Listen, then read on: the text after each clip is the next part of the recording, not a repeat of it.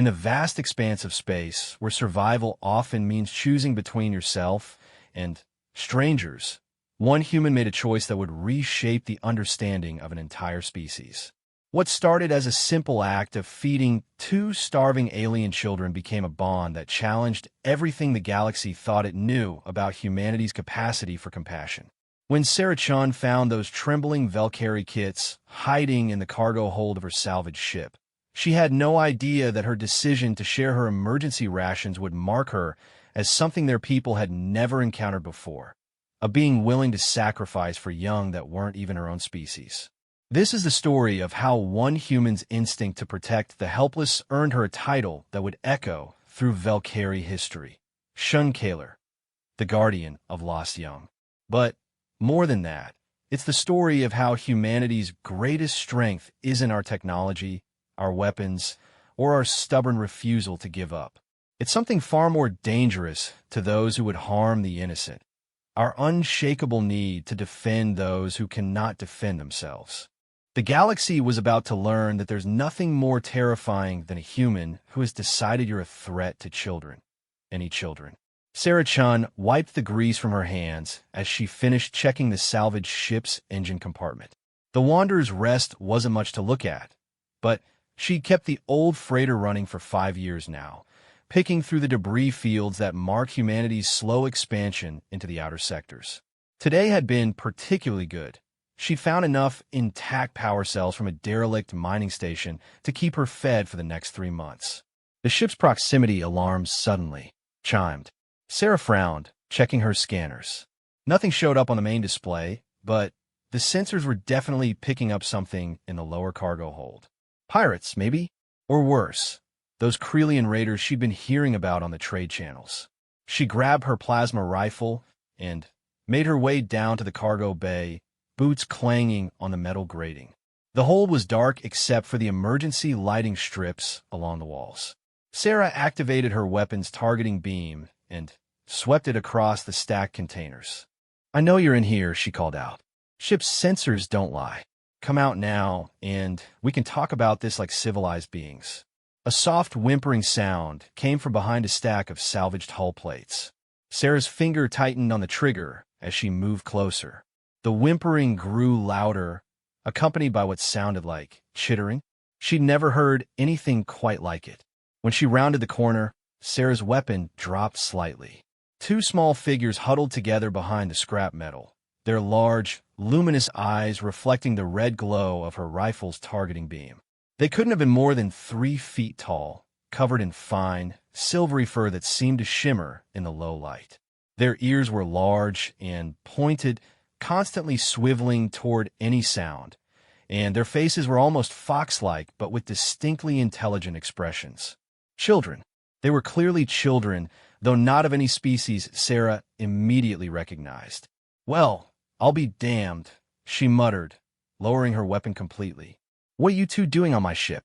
The smaller of the two, definitely the younger one based on size, pressed closer to what appeared to be an older sibling. Both were trembling, and now that Sarah looked closer, she could see they were painfully thin. Their fur was matted and dull, and their ribs showed through their sides. "Hey, it's okay," Sarah said, setting her rifle aside and crouching down to their level. "I'm not going to hurt you. My name's Sarah. Can you understand me?" The older child's ears perked up slightly, and it made a series of clicking and chittering sounds. Sarah's universal translator kicked in after a moment, the device's AI working to parse the unfamiliar language. "Please," came the translation, tinged with static. We are so hungry. We did not mean to take from your food stores." Sarah glanced around and spotted the torn open packages of emergency rations scattered near the children's hiding spot. Her month's worth of backup supplies, reduced to empty wrappers. Under normal circumstances, she might have been angry. These were the rations that could mean the difference between life and death if her ship broke down in deep space. But looking at these two frightened, starving children, all she felt was a deep sadness. "How long since you've eaten?" she asked gently. The older child, Sarah was starting to think of them as the big sister, chittered something rapid and complex. The translator struggled for a moment before producing. Many days. The raiders took our colony ship. We hid in the escape pods, but the food ran out. We found your ship in the debris field and climbed inside when you were outside working. Raiders. Sarah's jaw clenched. She'd been finding more and more evidence of raider attacks in the outer systems lately. Entire colonies going dark, ships found drifting empty. The authorities claimed they were investigating, but out here in the frontier, you were mostly on your own. What's your species called? Sarah asked. And what are your names? We are Valkyrie, the older child said. I am Zephyr, and this is my little brother Whisper. Are you going to turn us over to the authorities? They said humans sometimes eat Valkyrie young. The casual way the child said it made Sarah's blood run cold. Someone had been spreading lies about humanity, probably to keep species like the Valkyrie from seeking human help. It was an old tactic, make the victims afraid of potential rescuers. That's not true, Sarah said firmly. Humans don't eat people, especially not children. We protect children. She stood up and extended her hand. Come on, let's get you both some real food. Zephyr hesitated, then reached out with a small clawed hand.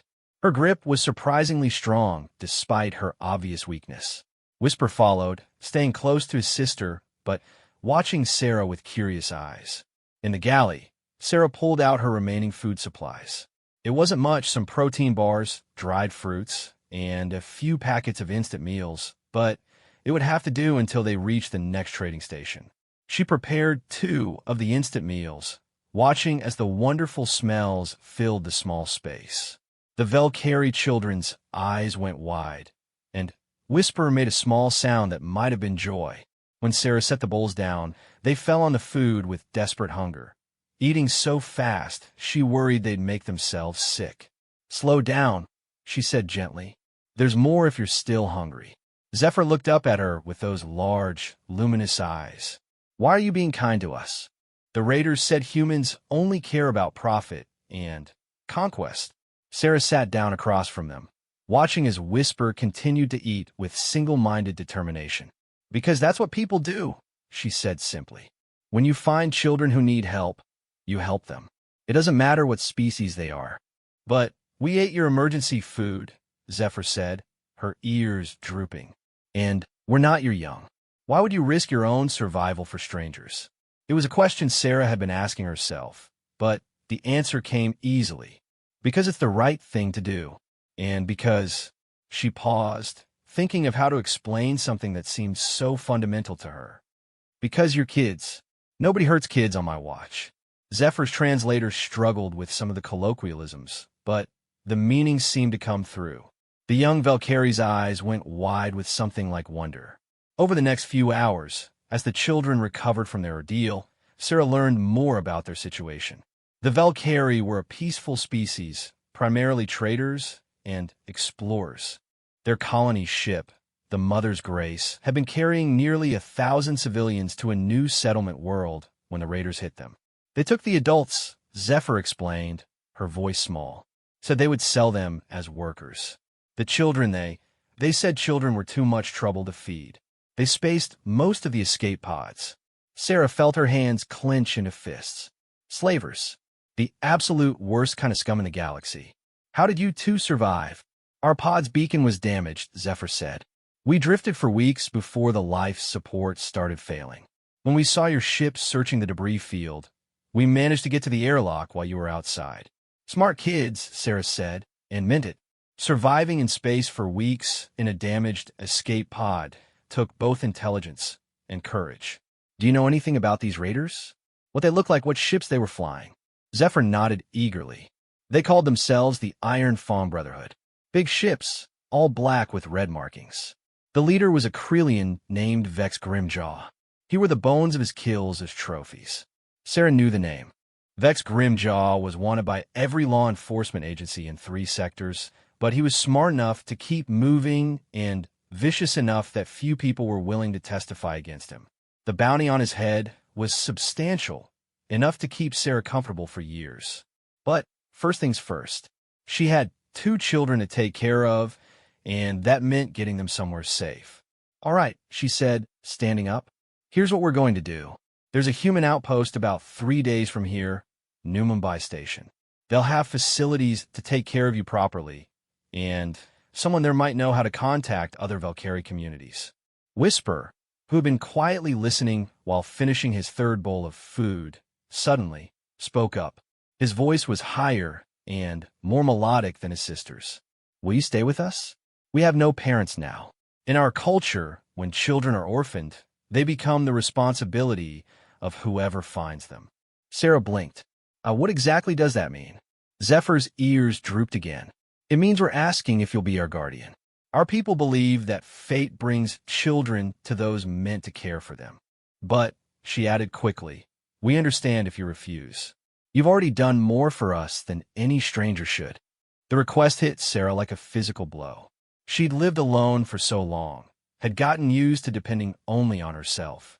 Taking responsibility for 2 alien children would change everything about her life. Her salvage runs, her freedom to travel wherever the work took her, even the risks she was willing to take, all of that would have to change. But looking at these 2 brave, scared children who had survived horrors no young being should ever face, she found herself nodding before she'd even consciously made the decision. Yeah, she said, her voice rough with emotion. Yeah, I'll be your guardian. We'll figure out the details as we go. The transformation in both children was immediate. Zephyr's ears perked up, and her tail, Sarah hadn't even noticed she had one, began swishing back and forth. Whisper let out a sound that was pure joy, a musical trill that seemed to fill the entire galley with happiness. You'll need to teach me about Valkyrie customs, Sarah said, already starting to plan. And we'll need to get you both checked out by a medic. But first you need rest. Real rest in actual beds. She led them to the passenger cabin, which she'd converted to storage years ago. It would take some rearranging, but she could make it comfortable enough for the children. As she worked to clear space and set up sleeping arrangements, Zephyr and Whisper helped as much as they could, their movement still weak but determined. Sarah, Zephyr said as they prepared for sleep. In our language, the word for guardian of orphans is shunkaler. It is a sacred title. Those who bear it are honored above all others in our society. I'm just doing what anyone would do, Sarah said. But Zephyr shook her head. No, we have encountered many species in our travels. Only humans have this immediate instinct to protect young that are not their own. It is something remarkable about your people. Sarah tucked the children in, making sure they were warm and comfortable. As she turned to leave, Whisper's small voice stopped her. Shunkaler, Sarah, will you really keep us safe? With my life, Sarah said without hesitation. That's a promise. As she made her way back to the bridge, Sarah began plotting their course to New Mumbai Station.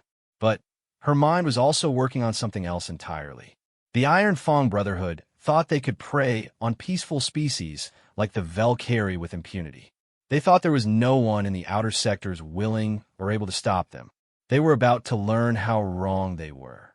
Sarah Chun had just gained something more powerful than any weapon in the galaxy, a reason to fight that went beyond mere survival or profit. She had children to protect, and that made her very, very dangerous. The first step was getting Zephyr and Whisper to safety. The second step would be making sure Vex Grimjaw and his raiders learned what happened to people who hurt children under her protection. Sarah's reputation as a salvage operator was about to take a very different turn. In her sleeping cabin, Zephyr hugged her little brother close and whispered a traditional Valkyrie prayer of gratitude to the stars.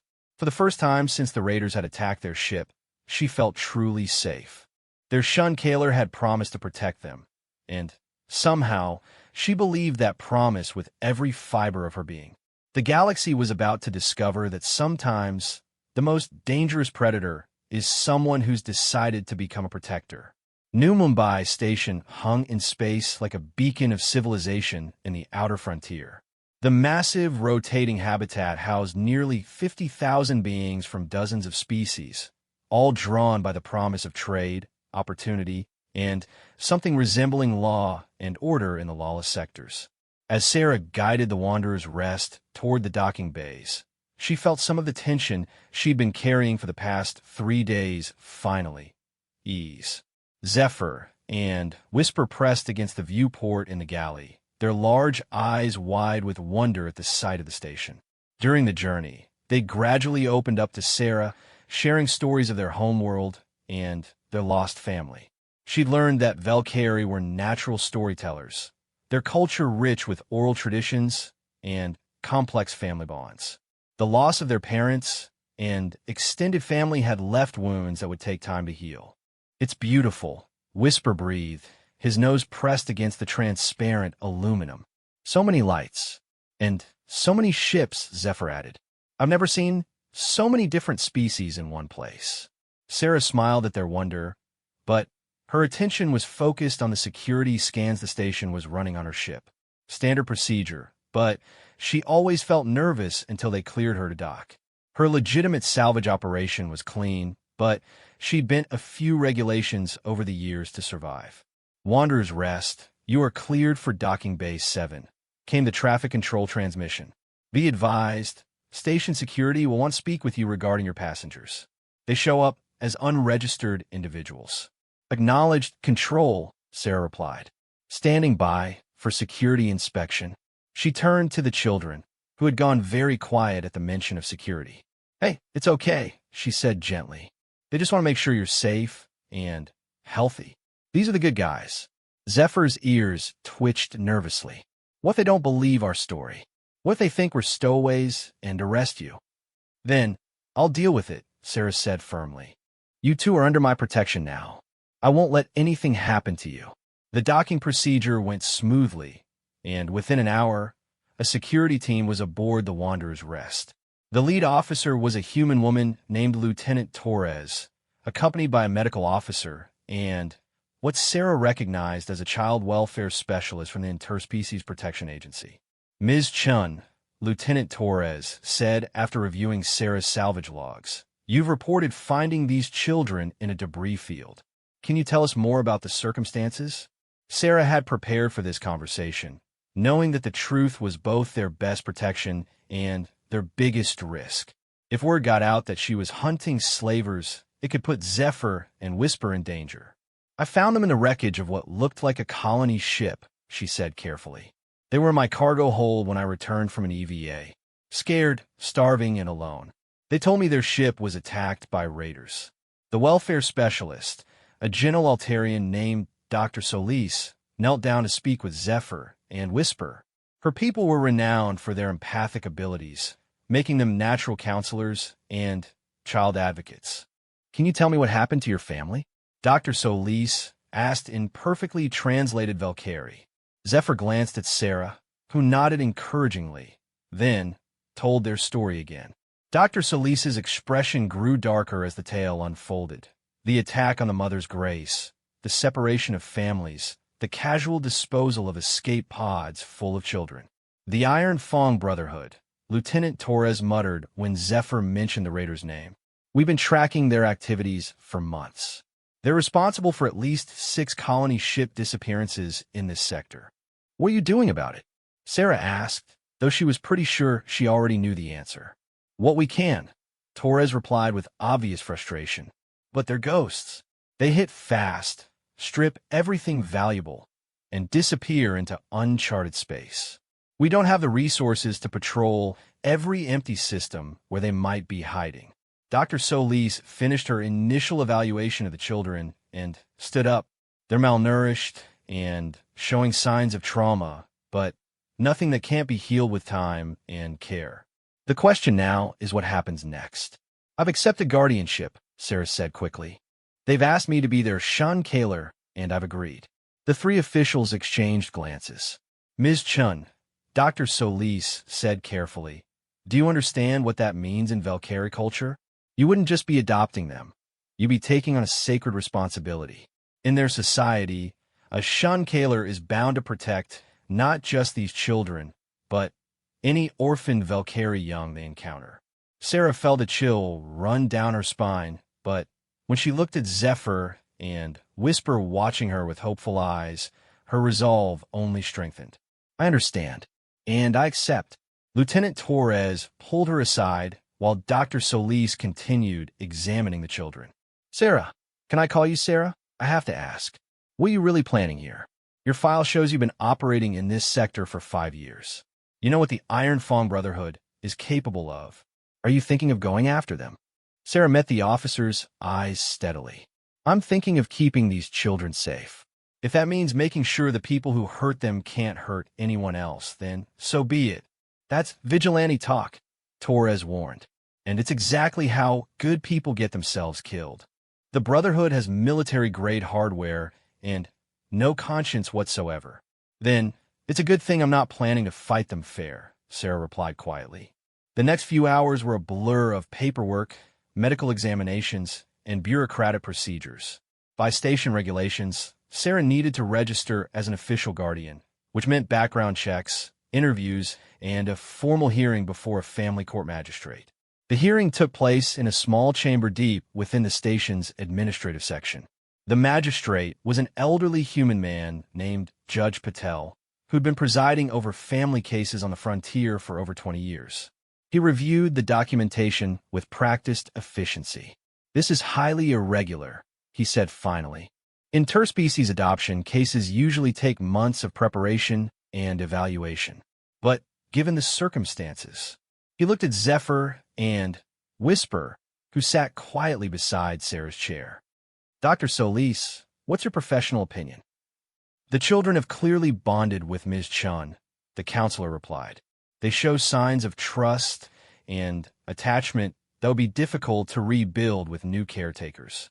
More importantly, they specifically requested her as their guardian according to their cultural traditions. Valkyrie children are remarkably mature for their age. Their judgment in this matter should be given significant weight. Judge Patel nodded thoughtfully. Ms. Chun, are you prepared for the responsibilities this entails? Raising children of any species is challenging, but you'll also need to help them preserve their cultural identity while adapting to life among humans. I've been thinking about that, Your Honor, Sarah said. New Mumbai Station has a small, but established Valkyrie community. I'd like permission to settle here, at least temporarily, so the children can maintain connections with their people while I figure out the long-term arrangements. A wise approach, the judge agreed. He signed the documents with a flourish. Congratulations, Guardian Chun. These children are now legally in your care. As they left the courthouse, Zephyr tugged on Sarah's sleeve. What he said about preserving our cultural identity. Does that mean you want us to stay Valkyrie? Sarah stopped and knelt down to their level. Of course. You are who you are, and that's beautiful. I'm not trying to make you human. I just want to keep you safe and help you grow up happy and healthy. Whisper's eyes grew bright. In our stories, the greatest Shinkalers are those who honor the young in their care by helping them become the best version of themselves. Then, that's what I'll do, Sarah promised. They spent the next few days getting settled in temporary quarters on New Mumbai Station. Sarah used some of her savings to buy proper clothes for the children and the special dietary supplements their species needed. She also spent hours in the station's data archives, researching everything she could about Valkyrie culture, child-rearing practices, and nutrition. The station's Valkyrie community welcomed the children with open arms. Elder Stormwhisker, the community's leader, was particularly moved by their story. To lose an entire colony ship, he said, his aged voice heavy with grief. The Mother's Grace carried some of our finest artists and teachers. This is a blow to our people that will echo for generations. What can be done about the Iron Fang Brotherhood? Sarah asked. Surely there must be some way to stop them. Elder Stormwhisker's ears drooped. What can we do? We are not warriors, Guardian Chun. We are traders and explorers. Our ships are not built for battle, and our people are not trained for war. But you have allies, Sarah pressed. The Interspecies Council, the Galactic Patrol, someone must be willing to help. They make sympathetic noises and promise investigations, the elder said bitterly. But we are a small people scattered across many worlds. We have little political influence and even less military power. The great powers of the galaxy have more pressing concerns. That night, As Sarah tucked Zephyr and Whisper into their beds in their new quarters, she found herself thinking about Elder Stormwhisker's words. The children had adapted to their new environment with remarkable resilience, but she could see the sadness in their eyes when they thought no one was looking. They grieved for their parents, their community, their lost childhood. Kaler Sarah, Zephyr said softly as Sarah was about to leave their room. In our stories, what happens to the villains who hurt children? Sarah paused in the doorway. What do your stories say? They say that the universe always finds a way to balance the scales. That those who harm the innocent will eventually face justice, one way or another. I believe that too, Sarah said. Sometimes the universe just needs a little help. The next morning, Sarah made a decision that would change the course of all their lives. She visited Lieutenant Torres at the security office and asked to review everything the authorities knew about the Iron Fang Brotherhood. I told you, Chen, Torres said wearily. Going after these people is suicide. They've got an entire fleet and enough firepower to level a small moon. I'm not planning to take on their entire fleet, Sarah replied. But they must have patterns, habits, places they frequent, information that could be used against them. Torres studied her for a long moment, then pulled up a holographic display showing known raider activities over the past year. This is everything we have, she said. Attack sites, survivor testimonies, suspected hideouts. But, Sarah, even if you could track them down, what then? You're one person with a salvaged ship. I'm one person with nothing left to lose and everything to protect, Sarah corrected. That makes me very dangerous. As she studied the data, patterns began to emerge. The Iron Fang Brotherhood wasn't as random as they appeared. They had a preferred hunting ground in a cluster of systems near the Kythera Nebula. They targeted ships carrying specific types of cargo, and they always struck in the same general time frame relative to each system's trade cycles. Most importantly, they had a base of operations. It had to be somewhere they could repair their ships, process their stolen goods, and hold their captives until they could be sold. A place hidden, but not too remote from the shipping lanes they terrorized. Sarah spent the next week developing a plan. It was dangerous, probably insane, and certainly illegal by the standards of civilized society. But as she watched Zephyr and Whisper playing with other Valkyrie children in the station's recreation area, she knew she had to try. The Iron Fang Brotherhood thought they could prey on peaceful species with impunity. They thought the galaxy was too big and too indifferent for anyone to hunt them down. They were about to learn that they had made their first and final mistake when they decided to orphan 2 Valkyrie children who would become the responsibility of a human guardian. Sarah Chun was going to war, and she was going to win. The children she'd sworn to protect deserved nothing less than the complete and total destruction of those who had hurt them. But first, she needed to make sure Zephyr and Whisper would be safe while she was gone. That meant having a very difficult conversation about what she was planning to do and why. The conversation Sarah had been dreading came 2 weeks later, as she sat with Zephyr and Whisper in their quarters, watching them work on their homework assignments from the station's education center.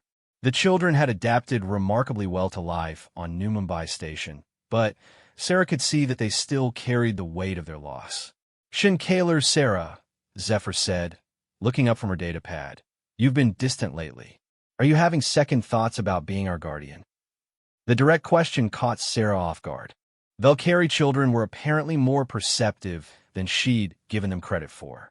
She set aside her own work, research on raider movement patterns that she'd been trying to keep hidden, and gave them her full attention. No, she said firmly. Never. You two are the best thing that's happened to me in years. But she struggled with how to explain what she was planning without terrifying them. But I need to tell you about something I'm going to do. Whisper's ears perked up with interest, while Zephyr's expression grew more serious. What kind of something? Sarah took a deep breath. I'm going after the Iron Fang Brotherhood, the raiders who attacked your ship. The reaction was immediate. Zephyr's fur bristled with alarm, and Whisper made a small sound of distress. Both children moved closer to her, their large eyes wide with fear. You can't, Zephyr said. They'll kill you. We've already lost our parents. We can't lose you too. Hey, Sarah said, gathering them both into a hug. I'm not going to die. I'm going to be very careful, and I'm going to be smart about it. But these people need to be stopped before they hurt more families like yours. But you're just one person, Whisper said, his voice small. And they have so many ships, so many weapons. Sometimes one person is enough, Sarah replied, especially when that person has something worth fighting for. She looked at both children seriously. Do you understand why I have to do this? Zephyr was quiet for a long moment, then nodded slowly. In our stories, the Shunkaler sometimes have to leave the den to hunt the monsters that threaten the pack. But her voice broke slightly. But what if you don't come back? Sarah's heart clenched at the pain in the child's voice. I will come back. I promise you that. And while I'm gone, Elder Stormwhisker and Dr. Solis have both agreed to watch over you. You'll be safe here. How long will you be gone? Whisper asked. I don't know, Sarah admitted. Maybe a few weeks, maybe longer. It depends on how long it takes to find them and deal with them. Zephyr pulled back to look at her directly. When you say deal with them, what exactly do you mean? It was another surprisingly mature question from the young Valkyrie. Sarah considered lying, softening the truth, but decided they deserved honesty. I'm going to destroy their ability to hurt anyone else. Their ships, their bases, their organization. All of it. Will you kill them? Zephyr asked quietly. Sarah was silent for a moment. If I have to.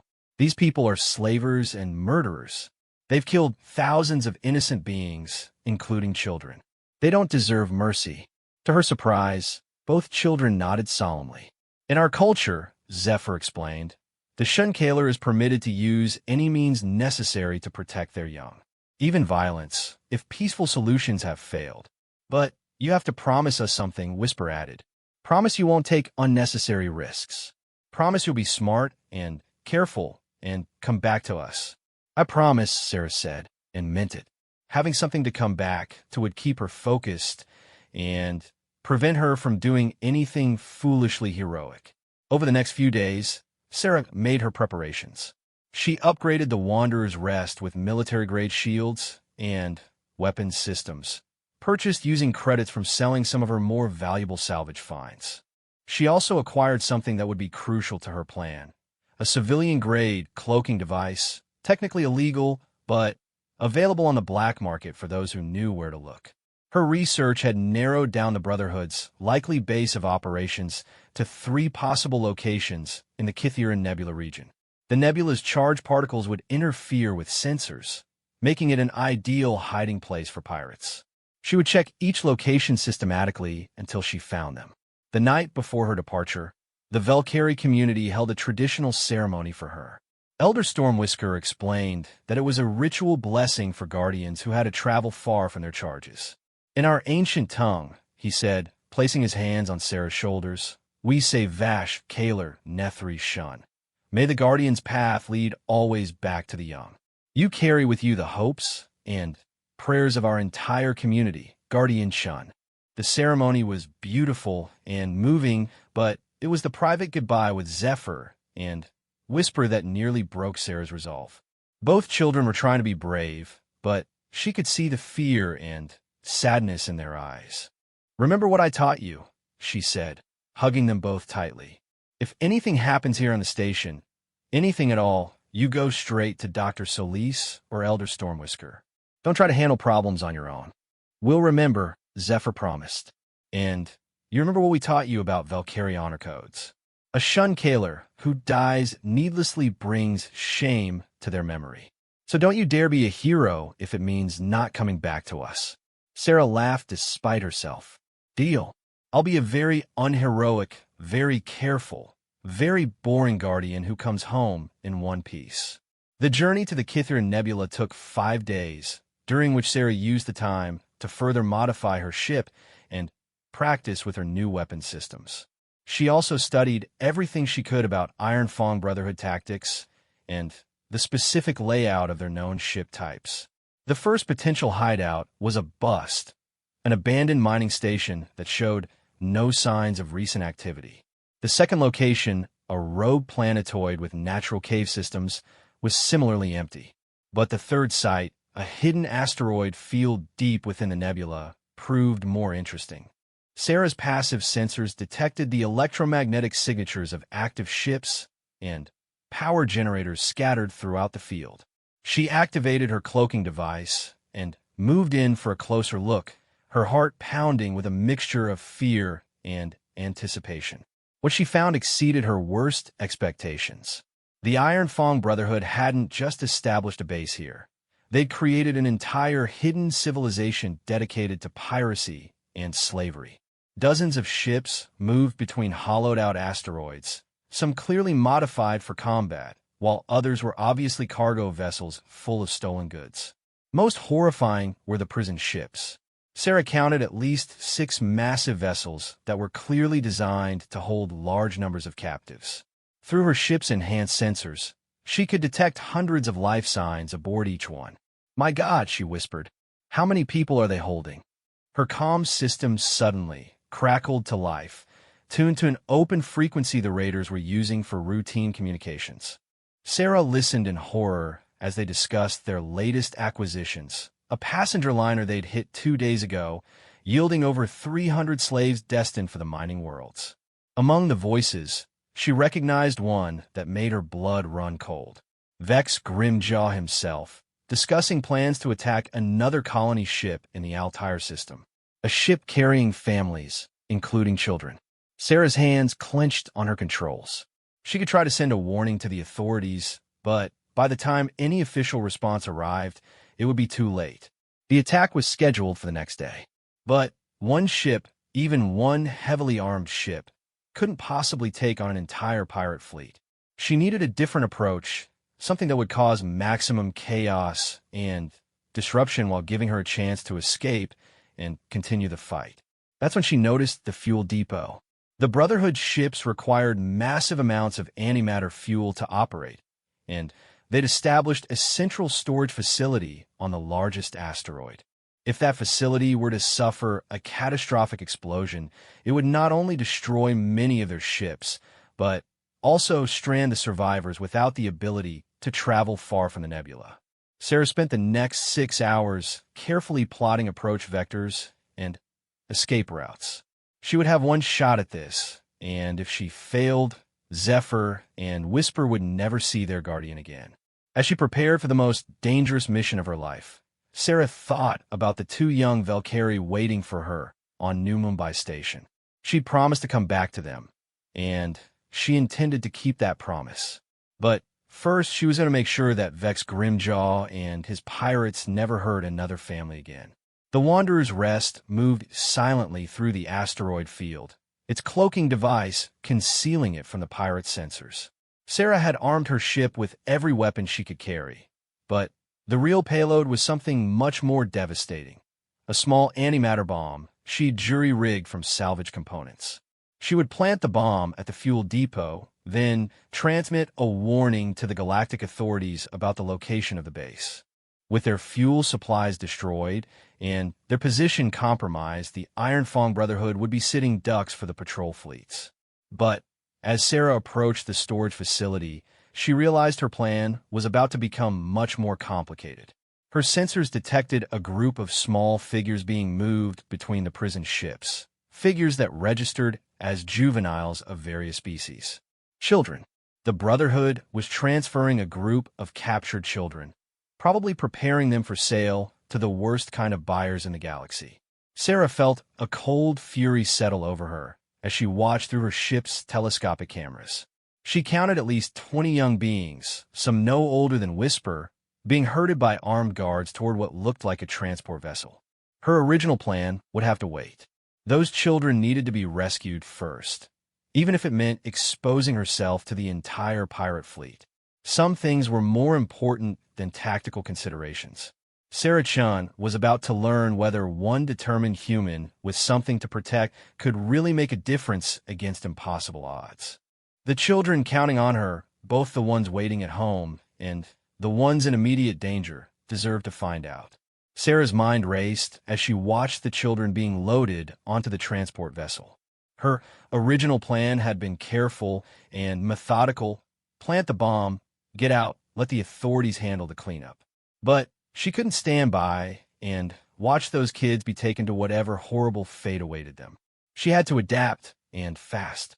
The transport ship was smaller than the main pirate vessels, with only a skeleton crew. If she could disable it without alerting the rest of the fleet, she might be able to rescue the children and still complete her mission. It would require split-second timing and more luck than she had any right to expect. Sarah studied the tactical display, plotting vectors, and timing sequences.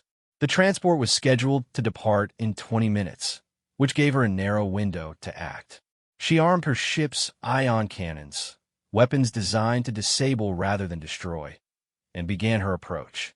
The Wanderer's Rest ghosted through the asteroid field, her cloaking device concealing her from the pirate's sensors. Sarah's hands were steady on the controls despite the adrenaline coursing through her system. She'd run salvage operations in dangerous areas before, but nothing like this. As she closed to attack range, Sarah whispered a promise to the children waiting for her at home. "I'm coming back to you, no matter what." The ion cannons fired in perfect synchronization, their blue-white beams striking the transport's engine compartments and main power systems.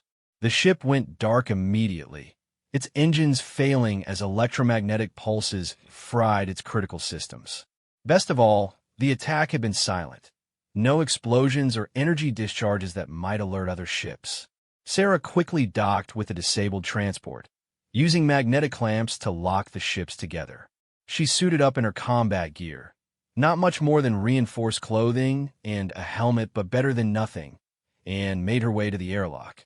The transport's corridors were dark and filled with emergency lighting. Sarah moved quickly but carefully, following the layout she'd studied during her approach. The children would be held in the cargo section, probably under light guard since they were just kids. She found them in a converted storage bay, 23 young beings from at least 6 different species, all huddled together in terror. The 2 guards watching them never saw Sarah coming. Her stunner dropped them both before they could raise an alarm. "It's okay," Sarah said softly, activating her universal translator as she approached the children. "I'm here to help. We're going to get you out of here." The response was immediate. Several of the children began crying with relief, while others pressed close to their companions for comfort. Sarah's heart broke as she saw how young some of them were, babies, really, torn from their families by the cruel economics of the slave trade. "Are any of you hurt?" she asked. "Can everyone walk?" A young Altarian boy, probably about Zephyr's age, stepped forward as the apparent leader of the group. "We can all move," he said in heavily accented standard. "But the little ones are scared." "What happened to the guards?" "Sleeping," Sarah said simply. "And they're going to stay that way for a while. Listen, we don't have much time. I need everyone to follow me to my ship, and I need you all to be very quiet. Can you do that?" The children nodded eagerly, some of them starting to smile for what was probably the first time in days or weeks. Sarah led them through the transport's corridors, making sure the youngest ones were helped by the older children. Getting 23 kids from the transport to her own ship proved challenging, but they managed it without raising any alarms. Sarah sealed the airlock and quickly undocked, moving the Wanderer's Rest deeper into the asteroid field before anyone noticed the transport's condition. "Now what?" asked the Altarian boy, whose name Sarah learned was Kester. "Now we make sure nobody else gets hurt," Sarah said grimly.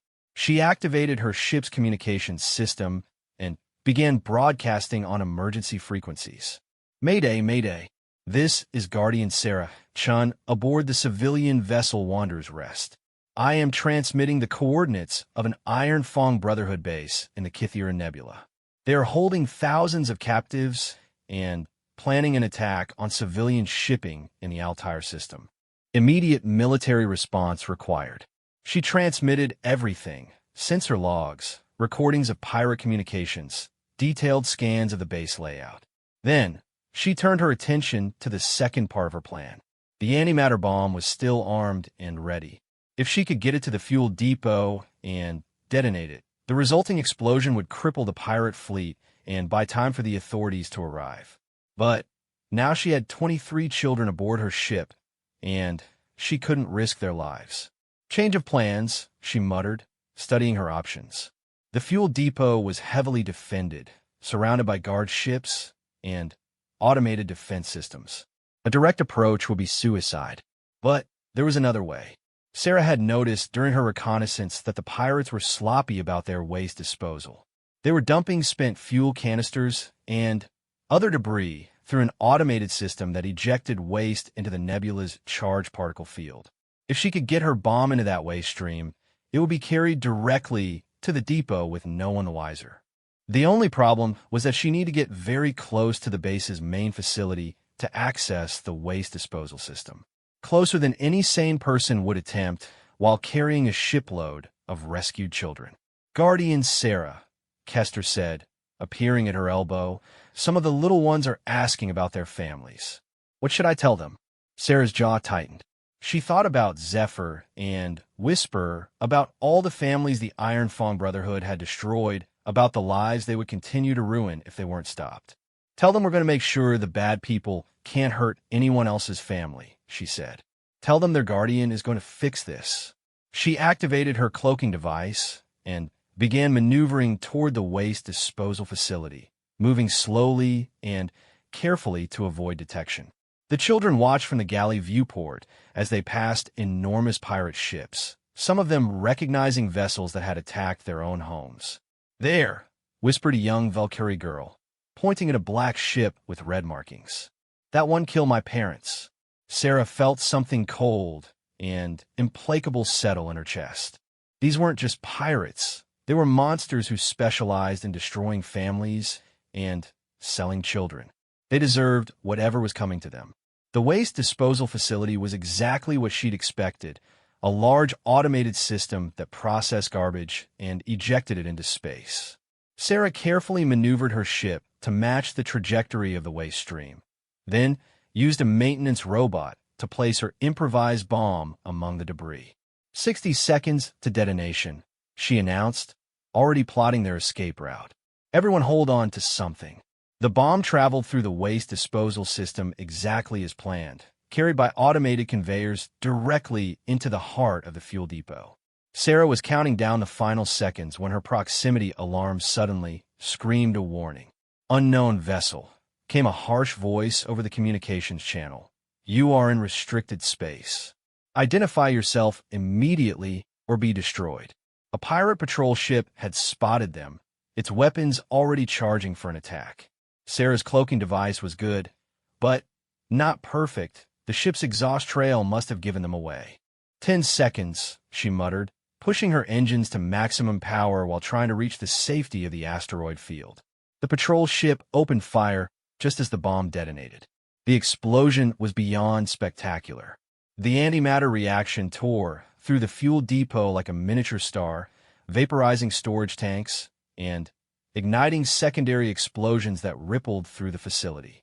The shockwave caught the patrol ship and sent it tumbling out of control, while several larger pirate vessels were severely damaged by flying debris. But the blast also caught the Wanderer's rest at the edge of its effective range. Sarah felt her ship shake violently as the shockwave hit, alarms blaring as systems throughout the vessel overloaded.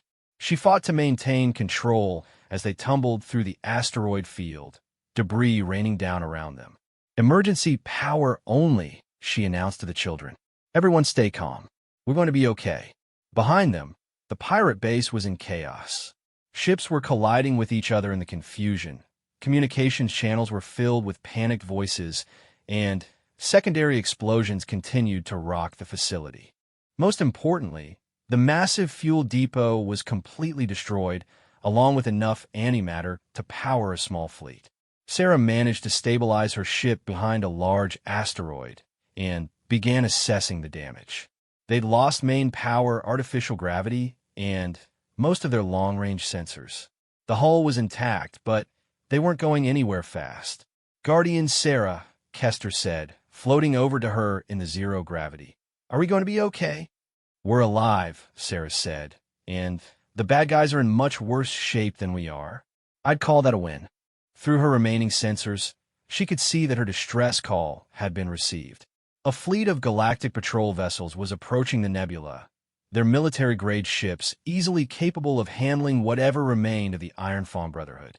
The pirates' days of terrorizing peaceful species were finally over. As Sarah worked to restore basic life support systems, she thought about Zephyr and Whisper waiting for her at New Mumbai Station. She'd kept her promise. She was coming home to them, and she'd made sure the monsters who had hurt them would never hurt anyone else.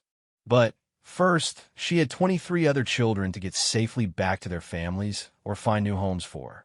Being a guardian, she was learning, was a responsibility that extended far beyond just the two Valkyrie kids who had first called her Shinkaler. The galaxy was about to discover that humanity's greatest strength wasn't their technology or their stubbornness. It was their absolute refusal to let children suffer when they had the power to do something about it. And Sarah Chun was living proof of just how dangerous that made them to anyone who preyed on the innocent. Hours later, as the Galactic Patrol ships began mopping up the remnants of the pirate fleet, Sarah received a transmission that made her smile despite her exhaustion. Guardian Chun, this is Admiral Torres of the 7th Fleet. We've received your distress signal and are moving to assist. Be advised, you've just accomplished something our entire military has been trying to do for 2 years. How the hell did you manage to take out the Iron Fang Brotherhood single-handedly? Sarah looked at the children floating around her damaged ship, some sleeping, others watching the rescue ships approach with wonder and hope. I had something worth fighting for, she replied simply. The hardest part was over. Now came the equally important task of reuniting families and healing wounds. But that was a job for peacetime, and thanks to her actions, peacetime was finally possible for the species that had been terrorized by the Iron Fang Brotherhood.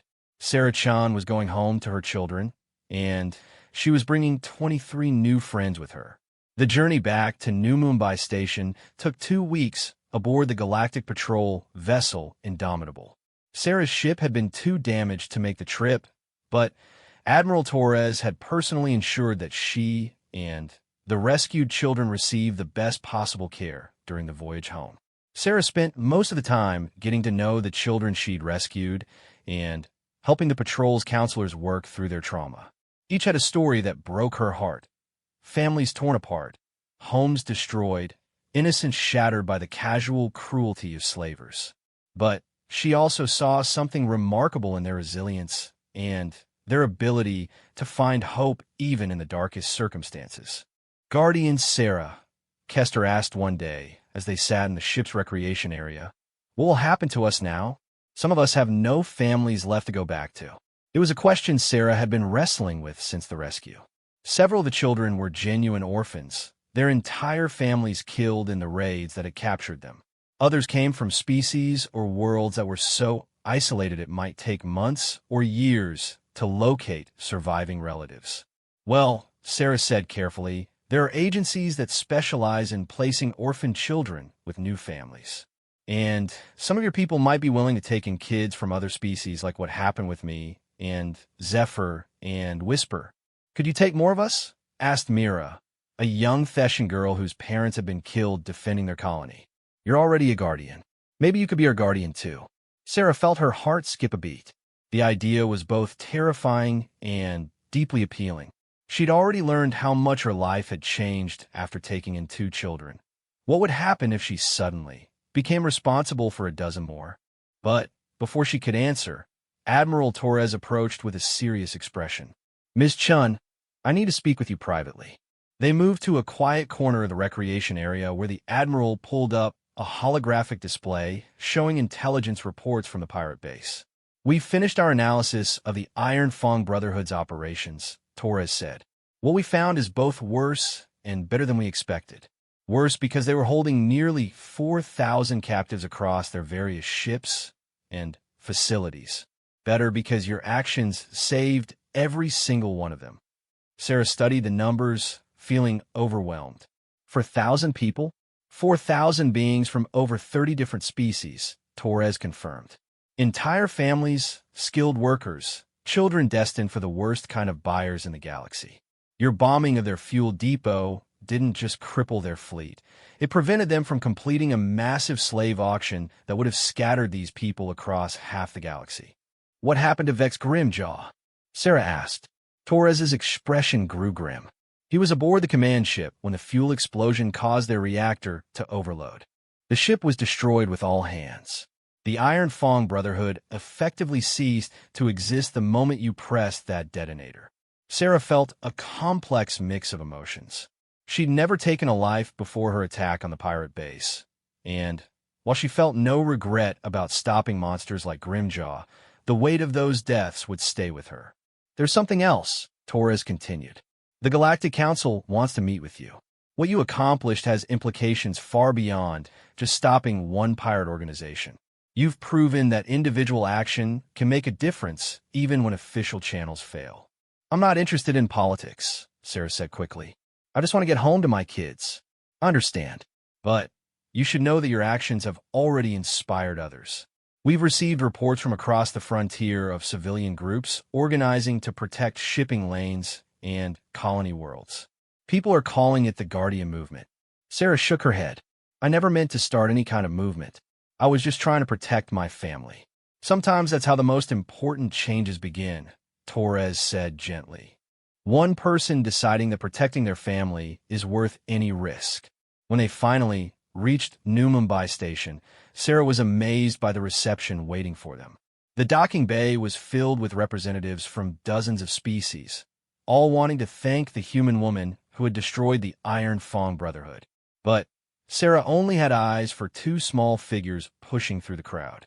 "Shen Kaler," Zephyr called out, her voice breaking with emotion. "You came back." Sarah dropped to her knees as both children crashed in her arms, hugging them so tightly she was afraid she might hurt them. "I promised I would," she whispered. "I always keep my promises." Whisper pulled back to look at her, his large eyes bright with tears of joy. "We heard about what you did. Elder Stormwhisker says you're a hero now." "I'm not a hero," Sarah said firmly. "I'm just your guardian. That's the only title that matters to me." The reunion was interrupted by the arrival of Dr. Solis and Elder Stormwhisker, along with representatives from several other species whose children had been among those rescued. The elderly Valkyrie leader's ears were trembling with emotion as he approached. "Guardian Shun," he said formally, "on behalf of not just the Valkyrie people, but all species whose young you saved, I present you with this." He held out an ornate medallion carved from what looked like crystallized starlight. "This is the Shun Kaler Thry, the Guardian Star. It is the highest honor our people can bestow, given only to those who have saved the lives of children, not their own." Sarah accepted the medallion with shaking hands. "I don't know what to say." "Say you will continue to be what you have always been," Elder Stormwhisker replied. "A protector of the young, regardless of their species or origin." Over the following days, as the rescued children were gradually reunited with surviving family members or placed with new guardians, Sarah found herself facing a decision she'd never expected. 7 of the children, including Kester and Mira, had no families left and no prospect for placement with their own species. "We want to stay with you," Kester said during one of their regular meetings with Dr. Solis. "You saved us, and you understand what it's like to lose everything and start over." Dr. Solis looked at Sarah carefully. "It would be an enormous responsibility. 7 children from 4 different species, each with their own needs and cultural requirements. Are you prepared for that?" Sarah looked around the table at the hopeful faces watching her. Zephyr and Whisper had already made it clear they supported the idea, seeing it as an extension of their guardian's natural protective instincts. "I'll need help," Sarah said finally. "I'll need teachers who understand different species' educational needs, counselors who can help with trauma recovery, and probably a bigger ship since we'll need more space."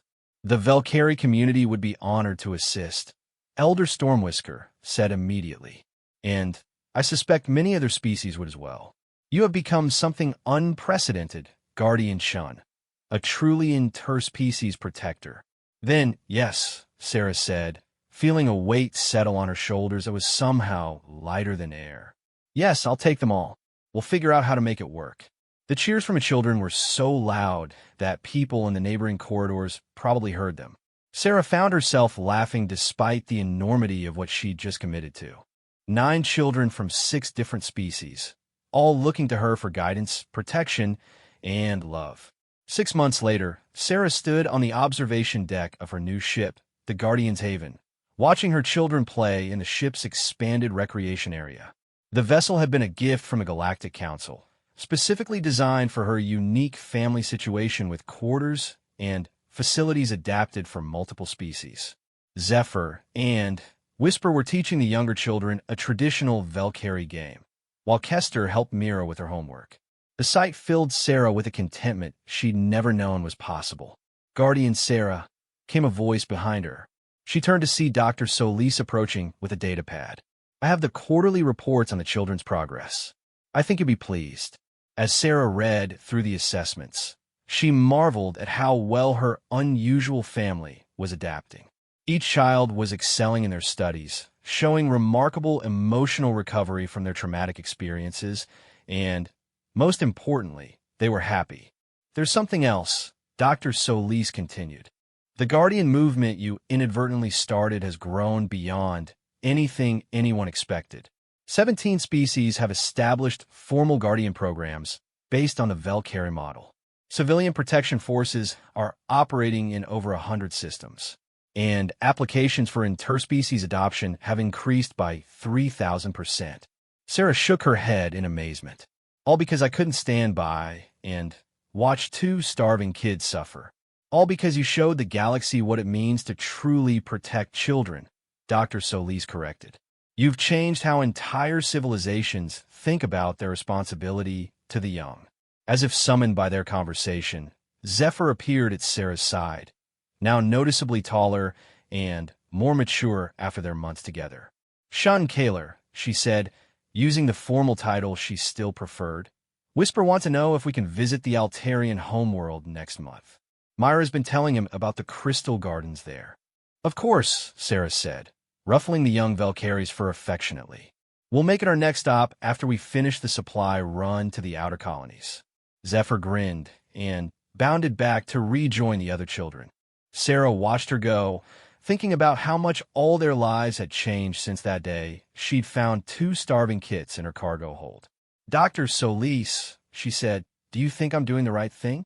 Sometimes I wonder if I'm qualified to raise so many children from so many different species." The counselor smiled. "Guardian Shun, qualification isn't measured by training or credentials. It's measured by love, dedication, and the willingness to put children's needs above your own. By those standards, I've never met anyone more qualified." That night, as Sarah tucked each of her children into their beds, she reflected on the journey that had brought them all together. She'd started as a lonely salvage operator with no family and no purpose beyond survival. Now she was the guardian of 9 remarkable children, each bringing their own unique perspectives and gifts to their unusual family. "Guardian Sarah," Whisper said sleepily as she prepared to turn off the lights in the dormitory area. "In our old stories, what happened to the Shun Kaler after they defeated the monsters?" Sarah paused, considering the question. "What do you think happened?" "I think they lived happily ever after," he said with the simple wisdom of childhood, taking care of all the children who needed them. Sarah smiled as she dimmed the lights. "I think you're right, little one. I think they did." As she made her way to her own quarters, Sarah passed the gallery where they'd hung portraits of all the children's original families, those who had been lost to raiders, war, or simple accident. She paused at each image, silently renewing her promise to honor their memory by caring for the children they'd left behind. Her communicator chimed with an incoming message from New Mumbai Station. Sarah accepted the transmission and found herself looking at Lieutenant Torres, now promoted to captain and assigned to frontier protection duties. "Sarah," Torres said, "I hope I'm not interrupting anything important." "Just putting the kids to bed," Sarah replied. "What can I do for you?" "We've received reports of possible slaver activity in the Vega sector. 3 cargo ships have gone missing in the past week, all carrying civilian passengers." "I know it's a lot to ask, but you want the Guardian to take a look," Sarah finished. Send me the coordinates. We'll be there in 2 days. Thank you, Torres said with obvious relief. I know the families of those missing passengers will rest easier knowing you're on the case. After the transmission ended, Sarah stood quietly in the corridor of her ship, thinking about the request. She'd hoped that destroying the Iron Fang Brotherhood would end the threat of large-scale slavery in the outer sectors. But evil was like a hydra. Cut off one head, and 2 more appeared to take its place. But that was fine. Sarah Chen was no longer just a salvage operator trying to survive. She was the guardian, protector of children throughout the galaxy. And as long as there were beings who would harm the innocent, there would be someone willing to stop them. Behind her, she could hear the soft sounds of her children settling in for the night. Whispered conversations, gentle laughter, and the rustling of covers as they found comfortable positions. The sound of a family, unconventional though it might be. Sarah smiled and began planning their route to the Vega sector. Tomorrow would bring new challenges and new children to protect. But tonight, 9 young beings from across the galaxy slept safely under her care, and that made everything else worthwhile. The galaxy had learned to fear the Guardian when children were threatened. But more importantly, it had learned to hope. For wherever Sarah Chun traveled, whatever danger she faced, she carried with her proof that love could transcend species barriers and that the instinct to protect the innocent was the strongest force in the universe. In her quarters, as Sarah reviewed the mission reports and prepared for whatever waited in the Vega sector, she thought about a conversation she'd had with Elder Stormwhisker weeks earlier. "Do you ever regret it?" he'd asked. "The path that led you to become guardian to so many." Sarah had considered the question seriously before answering. "No," she'd said. "I regret that it was necessary. I regret that there are beings in this galaxy who would hurt children. But I could never regret finding my family, even under such tragic circumstances." Now, surrounded by the gentle sounds of her sleeping children and the steady hum of her ship carrying them toward their next adventure, Sarah knew that answer had been truer than she'd even realized at the time. She was exactly where she belonged, doing exactly what she was meant to do. The universe had brought her 2 starving Valkyrie kits, and in saving them, she discovered her true calling. Guardian Sarah Chun, protector of all children, was home.